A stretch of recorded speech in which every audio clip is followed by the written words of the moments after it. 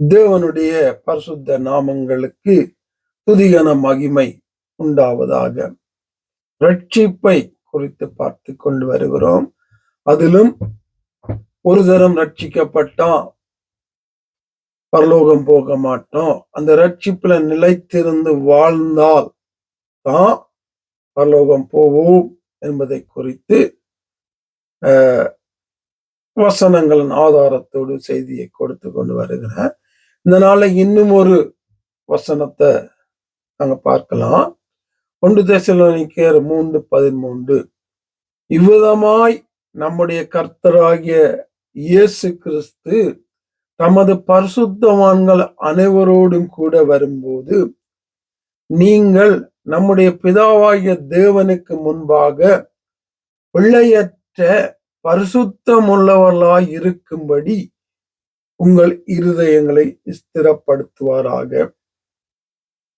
என்ன, ஆண்டவர் வரும்போது, அவருடைய வருகையின் போது பிதாவுக்கு முன்பாக நாங்கள் நிற்கும் போது நாங்க பரிசுத்தமுள்ளவர்களாயிருக்கும்படி, பிழையற்ற பரிசுத்தமுள்ளாயிருக்கும்படி இருதயங்களை ஸ்திரப்படுத்துவாராக. அப்ப ரட்சிக்கப்பட்டோம், கிருபை. பழைய முதலாவது ரட்சிப்பு கிருபையினால வருகிறது.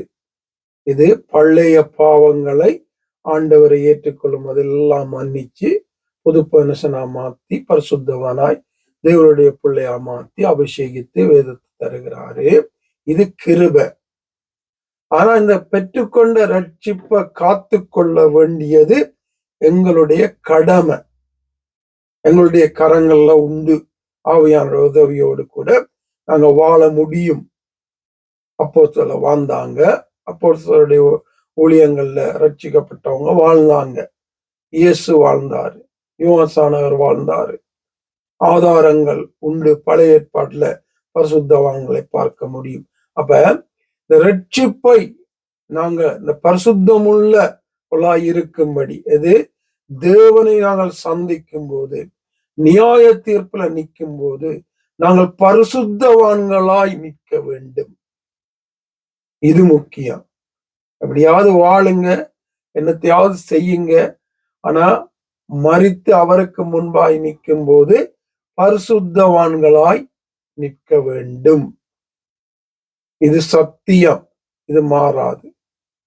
பரிசுத்தவான்களாய் நிற்க வேண்டுமானால் நாங்க எங்களுடைய வாழ்க்கையில, அனுதின வாழ்க்கையில பாவங்கள் உண்டு, மீறுதல்கள் உண்டு. அதுல சந்தேகமே இல்லை.